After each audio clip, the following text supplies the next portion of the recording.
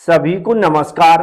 AB classes में आप सभी का स्वागत है। सब्जेक्ट डायनेमिक्स ऑफ मशीन में आज हम लोग टर्निंग मूवमेंट डायग्राम पर आधारित एक न्यूमेरिकल क्वेश्चन समझेंगे।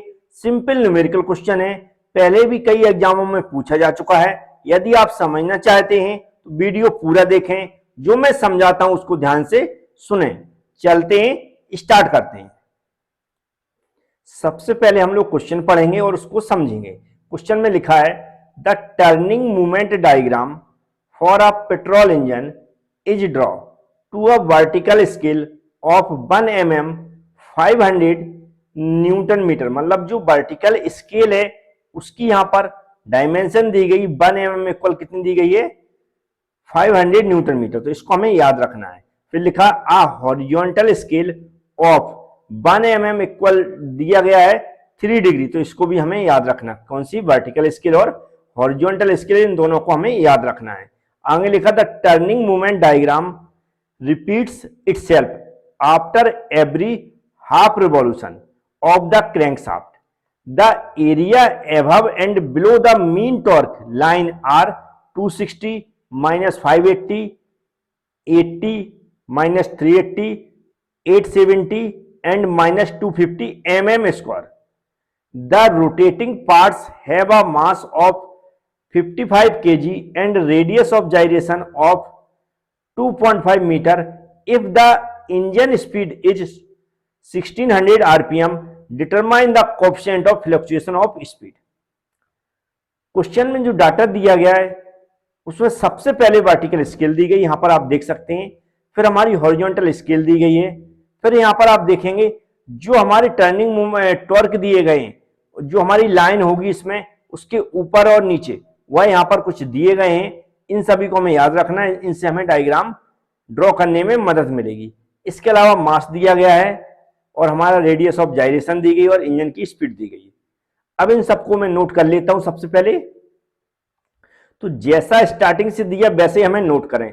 सबसे पहले हम लोग क्या लिखते हैं, गिवन। अच्छे से लिखें। ये जो गिवन डाटा लिखते हैं ये बहुत इंपॉर्टेंट डाटा होता है, क्योंकि इसी को देखकर हम क्वेश्चन को सॉल्व करते हैं। तो सबसे पहले क्या लिखा, वर्टिकल स्केल। तो हमें यहां पर क्या लिखेंगे, वर्टिकल स्केल, ऐसा हमें लिख लेना है। फिर इक्वल लगाना है। इक्वल लगा के जो डाटा यहां पर दिया, क्या दिया हुआ है 1 mm equal 500 newton metre. Unit लिखना ना भूलें। फिर यहां पर दिख रहा है कितना दिया, हॉरिजॉन्टल स्केल। तो हमें हॉरिजॉन्टल स्केल भी लिखना है। याद रखें, एक क्वेश्चन समझें बहुत अच्छे से, जिससे इस तरह का कोई भी क्वेश्चन पूछा जाए आपसे बन जाए। इसलिए आप बिल्कुल ध्यान लगा के सुने और देखें। यहां पर कितना दिया 1 mm इक्वल 3 डिग्री दिया। याद रखें, डिग्री को हमें रेडियन में कन्वर्ट करना पड़ता है। इसको आप रट लें बिल्कुल। डिग्री को हमें रेडियन में कन्वर्ट करना पड़ता है और कन्वर्ट करने के लिए हम क्या करेंगे, जो डिग्री में यहां पर डाटा दिया है उसको लिख लेना है। मल्टीप्लाई करके हम क्या करते हैं, पाई बाई 180, मतलब पाई बटे 180 का मल्टीप्लाई करते हैं। तो एक इसमें रेडियन में हमारा कन्वर्ट हो जाता है। यहां पर मैं रेडियन लिख देता हूं। इसकी जब हम लोग कैलकुलेशन से जो वैल्यू निकालेंगे उसमें हम क्या करेंगे, 3 से इसको कैंसिल कर देंगे तो 60 बचेगा। तो हमारे अकॉर्डिंग जो वैल्यू बच रही है वह है पाई बटे कितनी बच रही है, 60 बच रही है। और हम क्या लिख देंगे, रेडियन लिख देंगे। बकाया डाटा आगे बढ़ेंगे तो यहाँ पर जो एरिया दिए गए हैं उनको हम लोग क्या करेंगे, या फिर कह सकते हैं जो टॉर्क दिए गए हैं उनको हम लोग जब डायग्राम बनाएंगे तो उसमें डायरेक्ट हम वहां पर पुट करेंगे। लेकिन अदर जो डाटा दिया गया है, जैसे कि यहाँ पर मास दिया गया, तो हम यहाँ पर लिख देते हैं स्मॉल m इक्वल क्या हो जाएगा 55 किलोग्राम। इसके अलावा रेडियस ऑफ जाइरेशन को हम k से डिनोटेट करते हैं। ये आप लोग जानते होंगे क्योंकि आप लोग 5th सेम में पहुंच गए हैं, तो इतना तो समझने लगे होंगे। स्पीड को हम किससे, कैपिटल N से डिनोटेट करते हैं। कितनी दी गई है 1600 आरपीएम, मतलब रिवॉल्यूशन पर मिनट। अब जब भी N दी हो और इस तरह के क्वेश्चन में, खासकर डायनेमिक्स ऑफ मशीन में, इसके अंदर हम लोग तुरंत हम क्या एंगुलर वेलोसिटी निकालते हैं और एंगुलर वेलोसिटी को हम ओमेगा से डिनोटेट करते हैं।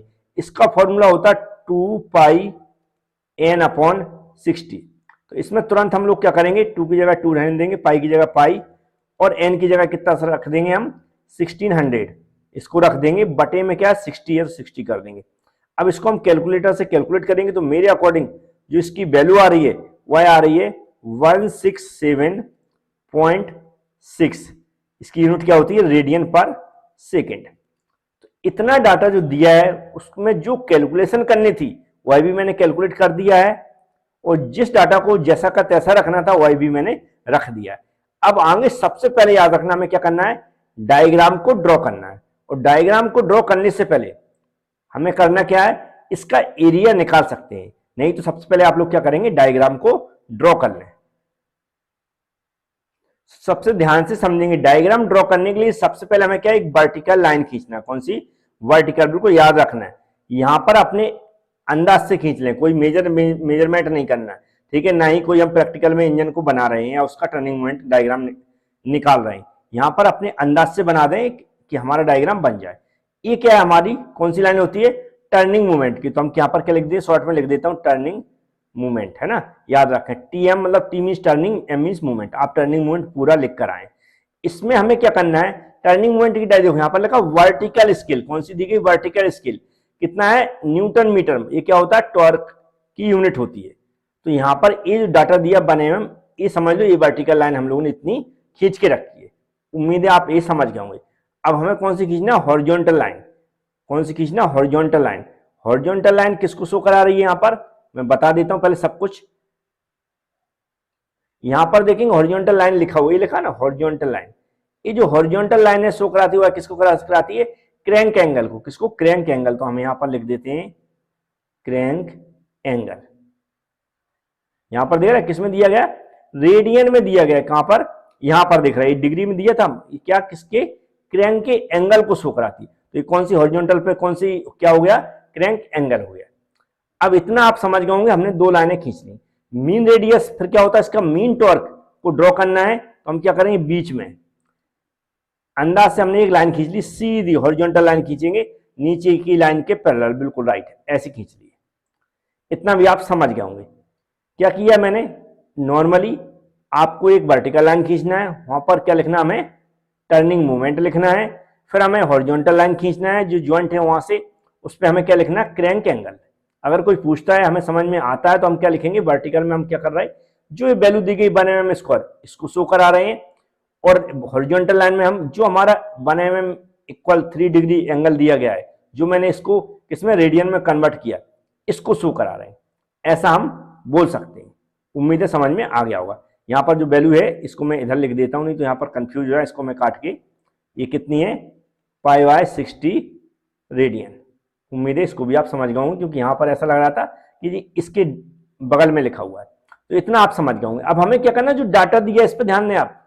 260 - 580, इस डाटा पे हम बिल्कुल याद रख लें। हम वैसे इसे लिखता नहीं, लेकिन लिख रहा हूँ। ऊपर के ओर हम पॉजिटिव लेंगे, नीचे की ओर नेगेटिव लेंगे। इतना आपको लिखना नहीं, लेकिन अंदाज से लेकर चलना है। ऊपर हम क्या लेंगे, पॉजिटिव, और नीचे क्या लेंगे, नेगेटिव। पहली वैल्यू कैसी है, पॉजिटिव कितनी है, 260। कितनी है, 260। तो हाफ रिवॉल्यूशन, मतलब सर्किल बनाना है, हाफ रिवॉल्यूशन की बात हो रही है, घूम रही है। तो हम क्या करेंगे, ऐसा बना देंगे। कितना लिख देंगे हम, 260। या फिर हम क्या करेंगे, ऐसा इसकी एचिंग कर देंगे, और इधर एरो निकाल के कितना लिख देंगे हम, 260। जैसा लिखा है हम वैसा लिख देंगे, जैसा यहां पर लिखा देखो। फिर दूसरा क्या है, नेक्स्ट हाफ रिवॉल्यूशन की बात हो रही है। किसकी, नेक्स्ट हाफ रिवॉल्यूशन। लेकिन कैसा दिया है, नेगेटिव है, तो नीचे आएगा। लेकिन इससे वैल्यू ज्यादा है, तो इसका जो यहां पर सर्किल बना है, इससे बड़ा सर्किल बनेगा। थोड़ा सा मैं बड़ा कर देता हूं, उससे बड़ा कर देता हूं, ये हो गया। इसको भी हम क्या कर देंगे, ऐसी एचिंग कर देंगे। और यहां पर नीचे क्या लिख देंगे हम, कितना दिया, 580 दिया है ना। अब नीचे लिख दिया तो माइनस लगाने की जरूरत नहीं है, क्योंकि नीचे हमने पहले ही बता दिया कि नेगेटिव वैल्यू को नीचे शो कराएंगे। अब नेक्स्ट हाफ रिवॉल्यूशन कितना है, 80 है, लेकिन कैसा है, पॉजिटिव है। तो ये इससे भी छोटा बनेगा, क्योंकि यहां पर ये 260 था, तो इससे भी छोटा मैंने ऐसा बना दिया। लो, ये कितना हो गया हमारा, 80 हो गया। अब नेक्स्ट हाफ रिवॉल्यूशन कैसा है, यहां पर -360। तो 580 से तो छोटा होगा, तो इसके अकॉर्डिंग जो पहले बने हुए उसके अकॉर्डिंग हम वैल्यू लेके चलते चलेंगे। और इसकी हम कितनी लिख देंगे, यहां पर कितनी है, 380। फिर नेक्स्ट हाफ रिवॉल्यूशन कितना है, 870। लेकिन 870 बड़ा बनेगा भाई, क्योंकि 870 इन सबसे वैल्यू से एकदम ज्यादा है। तो मैंने ऐसा क्या किया, बड़ा बना दिया, और ये ऐसा हैचिंग कर दी। ऊपर कितना लिख देंगे हम, 870। फिर है -250। तो -250 मतलब इससे तो छोटा ही करना पड़ेगा 380 से, तो इससे थोड़ा सा छोटा कर देते हैं ऐसा, और इसको ऐसी हैचिंग कर देते हैं। ये क्या हो गया हमारा 250 हो गया। उम्मीद है ये आपको समझ में आ। और क्या लिखा है एरिया जो है mm स्क्वायर, तो हमें एरिया भी निकालना पड़ेगा, याद रखें क्या निकालना पड़ेगा, एरिया निकालना पड़ेगा। ये डायग्राम ड्रॉ करना सिंपल था, आप समझ गए होंगे कैसे ड्रॉ करना। अगर सेम न्यूमेरिकल क्वेश्चन आता है तो आप डायग्राम भी ड्रॉ कर पाएंगे, और जो डाटा भी मैंने समझाया ये भी आप समझ गए होंगे। अब यहाँ पर ये सब एरिया है, तो mm स्क्वायर, तो हमें 1 mm स्क्वायर तो पता होना चाहिए कि कितना होता है। तो 1 mm स्क्वायर कैसे निकालेंगे ये मैं आगे समझाता हूं। तो सबसे पहले हम लोग हेडिंग डालेंगे 1 mm square equal area, 1 mm square area on the turning moment diagram. इस पे जो एरिया दिए mm स्क्वायर में दिए हैं, तो हमें 1 mm स्क्वायर तो पता होना चाहिए, जब तो हम इनको आगे आगे मतलब कैलकुलेट कर पाएंगे।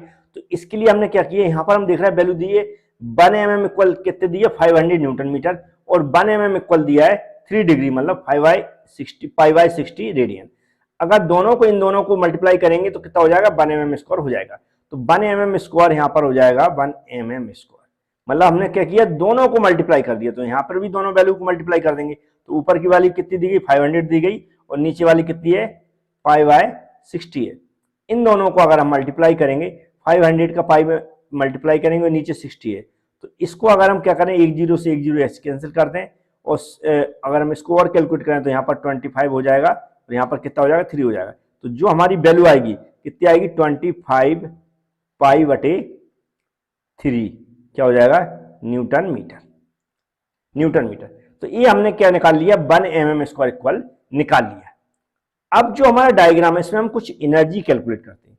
तो एनर्जी कैलकुलेट करने नीचे मैं नहीं बताऊंगा, यहीं पर डायग्राम दिखता रहेगा, तो यहाँ पर बताएंगे, तो आप जल्दी समझ भी जाएंगे, और डायग्राम के थ्रू जो भी वैल्यू हमें चाहिए होंगी वह भी हम यहाँ पर देख पाएंगे। तो इसको मैंने थोड़ा सा ऐसा कर दिया तो समझते हैं।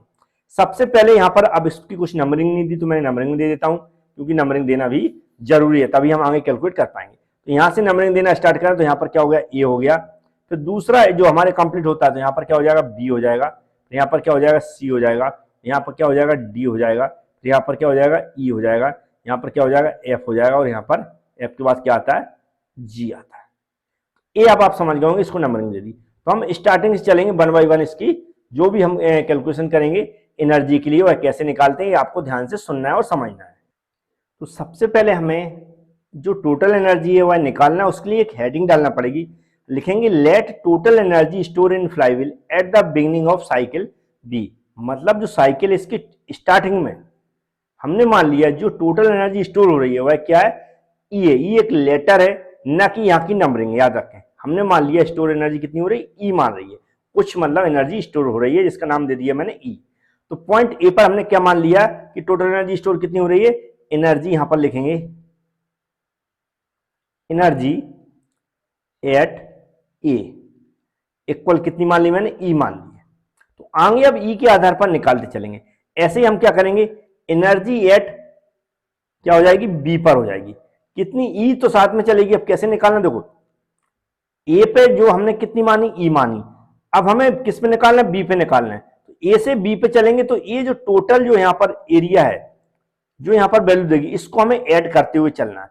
अगर ऊपर कोई वैल्यू दिए तो ऐड करना है, और नीचे दिए तो उसको हमें माइनस करना है। तो कैसे ए से बी तक चलना है, तो यहाँ पर क्या हो जाएगा ई मतलब यहाँ पर थी ए पे, बी पर कितनी हो जाएगी हमारी, क्योंकि ऊपर का एरिया में दिया है 260, तो कितनी हो जाएगी ई प्लस 260। उम्मीद है समझ गए होंगे। अब ऐसी एनर्जी एट पॉइंट किस पे आ जाएंगे हम सी पे आ जाएंगे, किस पे आएंगे सी पे आएंगे। सी पे आएंगे तो ई पे जो रहेगी वो तो रहेगी, बी पे जो रहेगी वो भी रहेगी, प्लस हम कितना कर देंगे सी पर कर देंगे, चाहे वो नेगेटिव हो या पॉजिटिव हो। अब नेगेटिव नीचे का एरिया तो इसको माइनस करेंगे, तो हम यहाँ पर क्या लिखेंगे ई प्लस ऊपर की जो है उसको जैसा का तैसा लिख ले, माइनस हम कितना कर देंगे 580, ऐसा हमें लिखना है।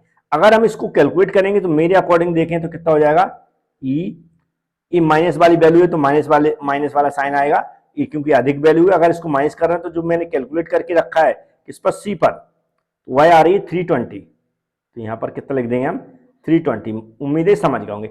ऐसे एनर्जी एट पॉइंट किस पे आ जाएगा, नेक्स्ट डी पॉइंट आ जाएगा। तो जो यहाँ पर है उसको जैसा का तैसा लिख लें। यहाँ पर कितना है ई माइनस 320, कितना है ई माइनस 320। नहीं तो आप डायरेक्ट पूरा इक्वेशन बना सकते हैं। कैसे लिखेंगे A equal E plus 260 minus 580 plus 80, ऐसे करके जो कैलकुलेट करेंगे तो वो इतना आएगा। इसके बाद हमें क्या करना है, प्लस करना है, क्योंकि हम बात कर रहे हैं डी पॉइंट की। ये 80 कहाँ है, ऊपर है, तो इसको हम क्या कर देंगे, यहाँ पर प्लस कर देंगे। अब मेरे अकॉर्डिंग इसको कैलकुलेट करेंगे तो जो मेरी कैलकुलेशन है उसके अकॉर्डिंग क्या आ रही है, ई माइनस 240, ई माइनस 240। ऐसे हम क्या करेंगे, एनर्जी एट पॉइंट डी के बाद क्या आ रहा है, ई आ रहा है, तो हम क्या लिख देंगे, यहाँ पर ई लिख देंगे। हमें डायरेक्ट जो यहाँ पर कैलकुलेट करके रखी है उसको हमें यहाँ रख लेना है, ई माइनस 240। और यहाँ पर ये देखो 380 कहाँ है, ई पर पॉइंट पे, ये नीचे दिया गया, तो इसको हम क्या करेंगे, माइनस कर देंगे 380। इक्वल इसको कैलकुलेट करेंगे तो मेरे अकॉर्डिंग इसकी कैलकुलेशन आ रही है ई माइनस 620। कितनी आ रही है, ई माइनस 620। ऐसे हम क्या करेंगे, एनर्जी एट पॉइंट ई के बाद क्या आ रहा है, एफ आ रहा है, तो हम क्या करेंगे, यहाँ पर एफ लिख देंगे और जो वैल्यू यहाँ पर है उसको लिख देंगे ई माइनस 620। और फिर हम क्या कर रहे हैं, यहाँ पर एफ पर पहुंचे, मतलब ए वाला ऊपर का एरिया, तो उसको हम ऐड कर देंगे तो प्लस आ जाएगा 870 आ जाएगा। अब हम इसकी वैल्यू निकालेंगे तो क्या आ जाएगा, ई, अब प्लस वाली वैल्यू अधिक है तो प्लस का साइन आएगा, और इसको माइनस करेंगे तो मेरे अकॉर्डिंग जो वैल्यू आएगी वो आएगी 250 आएगी। कितनी आएगी, 250। उम्मीद है इतना आ गया है। ऐसे फिर क्या लिखेंगे, एनर्जी एट पॉइंट कौन सा है, जी वाला पॉइंट, तो यहां पर जी लिख देंगे, इक्वल लगाएंगे, ये जो इक्वेशन बनी उसको जैसा करता है लिख देंगे, ई प्लस 250। फिर हम क्या करेंगे, जो एफ तक पहुंचे तो इसका एरिया कितना 250 है, ये नीचे है तो नेगेटिव लेंगे इसको, तो हम क्या करेंगे, माइनस के 250 लिख देंगे। अब इसके अकॉर्डिंग देखें तो यहाँ पर कितनी हो जाएगी, इसमें से इसे कैंसिल हो जाएगा, तो जी पर कितनी आ जाएगी, ई, मतलब जी पर कितनी आई, ई आ गई। अब हमें यहाँ पर पहचानना है कि मैक्सिमम एनर्जी किस पॉइंट पर है और मिनिमम एनर्जी किस पॉइंट पर है, ये हमें हमेशा लिख कर रखना है या नोट कर लें। तो यहाँ पर देख रहे हैं, अगर इस सारी इक्वेशन में देखेंगे तो ई प्लस 260 ये मैक्सिमम देखेंगे, प्लस वाली वैल्यू सबसे ज्यादा कहां पर, इस इक्वेशन में, तो ये हमारी कैसी हो जाएगी, मैक्सिमम वाली एनर्जी हो जाएगी। कौन सी हो जाएगी, मैक्सिमम वाली। और हम अगर इस सभी वैल्यू में देखें तो जो एफ वाली वैल्यू है, सॉरी ई वाली वैल्यू, जो ए वाली, जिसमें कितना है, ई माइनस 620, कितना है, ई माइनस 620, तो ये कौन सी है, हमारी मिनिमम वाली वैल्यू, ई माइनस 620 कौन सी है, मिनिमम वाली वैल्यू है। अब इसका जो फॉर्मूला होता है मैं यहां पर लगा देता हूं। उसके बाद हमें सीधी हेडिंग डालना है, मैक्सिमम फ्लक्चुएटिंग या fluctuation of energy, maximum fluctuation of energy जो हमें निकालना है उसका फॉर्मूला होता है del E equal maximum energy minus minimum energy, maximum energy minus minimum energy जो हमने यहां पर निकाल के रखी है। इक्वल में हम वैल्यू पुट कर देंगे, मैक्सिमम एनर्जी ई प्लस 260 निकाली हमने, ई प्लस 260, फिर माइनस बीच में लगा हुआ है, आगे कितना है, मिनिमम एनर्जी कितनी, ई माइनस 620, तो हम क्या लिख देंगे, ई माइनस 620। अगर हम ब्रैकेट में लिखेंगे तो ये प्लस हो जाएगा ना, नहीं तो मैं ऐसा ब्रैकेट में पहले से लिख देता हूँ, इससे आप कंफ्यूज ना हो, ऐसा लिख लें इसको। अब इधर हम क्या करेंगे, इसका ब्रैकेट ओपन करेंगे तो क्या हो जाएगा, ई प्लस 260, फिर क्या हो जाएगा, माइनस आएगा हमारा, ई आएगा, फिर हमारा प्लस हो जाएगा, तो 620 हो जाएगा। अब यदि हम वैल्यू निकालेंगे तो आप देख रहे हैं ई से ई हमारा कैंसिल हो जाएगा, यहां पर जो बचेगा हमारा डेल ई इक्वल कितना बचेगा, 260 प्लस 620, तो हमारा क्या हो जाएगा, 880 हो जाएगा। और ये क्या है, एरिया, सबको एरिया में है, एमएम स्क्वायर दिया तो एमएम स्क्वायर लिख देंगे। अब इसको अगर एनर्जी की यूनिट में हमें निकालना है न्यूटन मीटर में, तो हम क्या करेंगे, जो 1 mm स्क्वायर हमने निकाला था, हमने 1 mm स्क्वायर निकाला था, देखो यहाँ पर रखा है, अभी भी रखा, देखो 1 mm स्क्वायर 25 π/3 न्यूटन मीटर है ना, न्यूटन मीटर निकाला था, ये न्यूटन मीटर था ना, ऐसा लिख देता हूं मैं। तो इसको हम क्या करेंगे, 880 यहाँ लिख देंगे, इनटू जो हमने वैल्यू निकाली उसका हम यहाँ पर मल्टीप्लाई कर देंगे, 25 π/3 इंटू न्यूटन मीटर। बस इसको हम कैलकुलेट करेंगे तो मेरे अकॉर्डिंग जो वैल्यू आ रही है वह आ रही है 238.3 न्यूटन मीटर, ऐसी वैल्यू आ रही है। उम्मीद है आप ये समझ गए होंगे ना, न्यूटन मीटर जूल होता तो वो भी आप लिख सकते हैं, लेकिन एक फॉर्मूला भी होता है इसका, मैक्सिमम फ्लक्चुएशन ऑफ एनर्जी, तो मैं उसको भी लिख देता हूं यहां पर। उसका जो फॉर्मूला होता है वह होता है del E equal M K square omega square C S, एक constant fluctuation of speed C S होता है, इसको हम यहां से निकाल सकते हैं। सी एस को निकालना है, कांस्टेंट फ्लक्चुएशन ऑफ स्पीड, जैसा कि क्वेश्चन के स्टार्टिंग में आप देखेंगे लिखा है coefficient of, fluctuation of speed निकालना था ना, coefficient of fluctuation of speed निकालना था, तो सी एस ही है।